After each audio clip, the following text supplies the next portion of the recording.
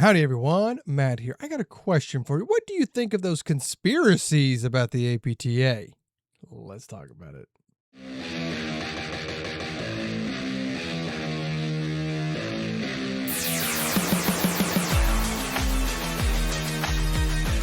All right, everyone. First and foremost, let me introduce myself. My name is Matt. I am Matt the PT, coming at you with another video and another time because something from the physical therapy world. And first off, thank you to everyone who has subscribed. If you haven't, hit that subscribe button. It helps out so much. But let's talk about this. The APTA. Everyone has their opinions about it overall. But I wanted to talk about something because I saw a comment on LinkedIn by someone who's the only thing like they ever post on there is just attacking the APT. That's the only thing that they do. But the funny thing is that they'll just bash anyone who is a APTA member, but then they turn around and want you to buy their courses and come to their course. And, you know, it's like, that's whatever, do you. But this person made a comment on a post when somebody was asking, saying, are you not an APTA member? And this person made this comment that if you're an APTA member, you have a TBI from a head injury and from eating paint chips. And there's no reason why you just need to do that. And, okay. And that has kind of brought about this thing because I just see these things over time. And it's conspiracy theories. Okay. Now I'm going to say first and foremost, I like a good conspiracy theory. I find that they are so entertaining. They are. A conspiracy theory is so entertaining. Now, I'm not talking about stuff like the moon landing is fake, or is things like that. But I like the goofier ones, the sillier ones, okay, out there about stuff because that's what it is. They're dumb. A conspiracy theory is just someone being lazy about something, that they don't want to take the time to learn and understand why something, but they would rather create this story, this Hollywood script of this is the reason why this is true. And I have seen this just happening over the years about stuff whenever it comes to APTA. So like this person making that comment, oh, you got to have the brain injury and the paint chips. That's a thing he has created in his head. There is no truth to it. Okay. There is no truth. Okay. If there are thousands of people who are APTA members who this never happened to. So he created this story to explain a why. Okay. To explain a why, I've created this story that I tell myself and I put it out there. And that's just my defense for it. And I understand people have their issues with what goes on in the profession and about the APTA. But I see far too often when people attack the APTA, it's that they come up with this conspiracy theory type thing to explain something. To explain the why of this, I'm just going to create a story and not actually look into it. Okay. And I liken so much of life, lessons in life and things that we do to being a therapist. You know, it's part of my identity, Matt the PT. But so much of our life, I could say it happens with physical therapy. So like I said, when stuff has happened in the profession, people just like, I've come up with this story to say, oh, this is the reason why that happened. I didn't look into it. This is the reason why. But let me ask you, if you had a patient that come in, you just know that you have a patient coming in at 1 o'clock today. And that's, that a patient is coming in at 1 o'clock. That's all you know. And that they have back pain. That is all it is. They have lower back pain. They're coming at 1 o'clock. Are you just going to go, oh, okay. And then once they walk in the door, you're going to walk out there and go, your back pain is because you sit with poor posture and your core is weak. And then you're just going to give them some exercise and you're just going to walk out the door and go, oh, that's going to fix it. That's the reason why you have the back pain is that because I made up this story in my head of what I believe is the cause of your pain. I gave you the solution. I gave you the 10-second solution. I'm just going to give you these exercises. I'm going to fix that based on this thing. And then I walk off and I solved it. It's great. Let's do it. Wouldn't it be great just to treat a ton of patients like that? No. You're going to say, no, I don't do that. Man, I don't treat patients like that. Well, what do you do then? Well, I have the patient come back and I interview them. I talk to them about what's going on. And I want to understand the why that they're having pain. Oh, so you are so willing with certain things to put a why to it. Okay, so you're willing to do it there, but you're not willing to do it on another thing. I'm not willing to go investigate the why of these other things. To understand that the reason, that we would talk about like the cost of school. And this is, and I've seen somebody that, again, in that other association that's not doing anything, that someone in there was saying that they believe that the PT schools are getting kickbacks, or the APTA is getting kickbacks from the PT schools. And I commented on there, like, whoa, you should prove that. You should get the evidence for that, bring that forward, and bring a major lawsuit. Oh my gosh, any law firm would be foaming at the mouth to get a lawsuit like that. Oh my gosh, we could take down these schools and this big association. We could do that. How much money they could make off of that. It would be so great. And you know what he said? Well, I don't have any evidence. It's just something I believe on it. Oh, okay. Because you don't understand something, because you don't want to look into it, again, you made up a story to tell yourself, and then that's what you're going to believe because you're too lazy to look into it. Okay. Now, when we get into the whole thing about the cost of school, people talk about, Vision 2020 of making a doctorate and all that. Here's the thing that we need to understand, and I've talked about this.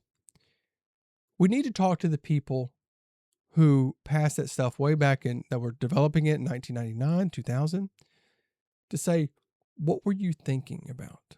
What were you planning? What was that vision? What was the why behind that? Did you look at any of these other factors? Like, was the factor of the cost of school going up a factor? Look at how much school has went up for everyone. For some reason that we tend to think that PT is the only thing that's had an increase in the cost of school, but like the colleges, okay? And I've seen stuff that are like, well, they're guaranteed funding from the government. So yeah, they can just jack up their cost and who cares on it? Okay. Who cares? We can just charge whatever money that we want because we're going to get the money from the government and these kids are going to keep coming in and paying all this. There's no reason for it. Also, look at the lawmakers with not, saying like not trying to help with actual getting the student loans under control and letting now that's what I would say. I have an issue. Like you turn that all over to the government rather than private institutions that, if you make school competitive on price, the cost can start possibly dropping on it. So did you think that was going to happen? Did you think it was going to even happen at this rate? Okay. So look into that. Look into that why on there. Okay. Additionally, the cost with like reimbursement and stuff like that. People crap on that so much. I don't like it. I don't like it either. I absolutely hate it. But we need to look into the why. Why are the insurance companies doing that? Why exactly? Have that understanding, okay? We need to have that understanding. The why. What is the thought going on? That's how we go about it, okay? To understand. Again. Now, I look at it as saying like, well, insurance companies are a business, and when they start paying out, that's an expense. Okay, so if we could just try to lower our expenses as much as we can, so they'll do. But like I said, understand that why. Look into why is it hard to fight those reimbursement cuts? Okay, so much people, again, they knock on the APTA. Oh, you're not doing this, or you're not doing this, or like federally. Do you know like government officials and a lot like government officials, how much they're actually doing, like our representatives, not only are they dealing with health, education, business, agricultural, immigration, all of these things. So these people in these positions are handling multiple areas. We are super, super, super small, aspect of the overall and just an aspect of the healthcare sector in there. Okay. So many factors go into it. And I'm going to tell you, if you ever go to a day at the Capitol in your state where you are, this is just an amazing thing. There are so many other groups that are going up there and petitioning to their representatives for their policies. I mean, when I went to the last one, I can't tell you. There were ones that I have never even heard of or knew anything that were there petitioning the same lawmakers that we were for something completely different. But they're getting that around the clock while they're in session. They're getting all of that. So could it be that there is more of a reason of why it's hard to get stuff passed federally or done federally to do it? Because there are so many other factors going on. But no. It's always easier to just give this solution. Oh, no. This is the reason why, because I believe it is. I don't want to look into it. Nope. I'm just gonna create this story. That's what it is. I'm gonna create this story. And that's the truth. That's my truth. The thing that makes people, well, this is my truth. Well, it may not actually be the truth. So anyway, I just want to get that out there. I just want to talk about that. What are your thoughts on this? I understand you are a smart individual. You understand, and then think about like that with your patient of how you treat them. I want to investigate with you. I want to investigate and understand the why that you're having a problem. Okay. With your exercise selection or your activity selection. What is the why behind that? Are you not going to go investigate and look at the research to understand the why behind that? Are you going to look at, again, with the patient, and maybe if they're struggling to come in or to do their stuff at home, let's investigate the why is it? Or so if a patient is missing appointments or showing me up late or not doing their stuff at home, are you going to say, oh, they're lazy. They're just lazy. Is that what you're going to say? Oh, they're just a lazy person that just don't do it. Or are you going to go, no, let me understand why. Could it be that they're working like 2 jobs? They're taking care of their family because the spouse is off of work, and they have 2 or 3 kids, and they're taking care of a parent, and they have all. Are you not going to investigate that and understand the why behind that? Or is it, again, it is just easier to create that story, create the story, and just say, nope, this story makes sense in my head because I am comfortable with that story. I'm not comfortable with the actual truth of it. And I'm also just too lazy to look into the truth on it. Now, I will give you my little conspiracy about a lot of issues in the physical therapy profession, and this has kind of come up, and you could say I'm crazy, but I would really say about all the reasons why that we have some of these issues now is that, and I've said this before, was that the therapists back in the 80s and 90s did subpar care. I will say that right now, because if I've talked to therapists who worked around that time, and they would talk about how they would just do hot packs and ultrasounds and, really low dose exercises and activities and lots of stuff that they did.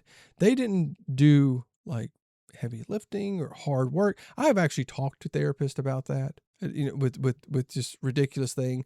I remember talking with one older therapist who was trying to sell me on an MLM. And I was saying about how clinics now are, like gym setups, and they're like, oh no, you can't have that. You can't. What if somebody comes in like just a couple days after a post-op rotator cuff surgery? You can't do all that. What's the difference? That's their mind. That was their mindset. How many older therapists you see still using ultrasound and doing those stuff? That's not super effective. That's not very effective at all with doing it. Talk about their notes. If you talk about their notes, what the notes that they would do? Oh my gosh. They'll tell you, oh yeah, we used to do Subjective, no new complaints. Objective, see chart. Assessment, patient tolerate treatment well. Plan, continue. Oh, and we did that, and there was no audits, and we just got paid bank.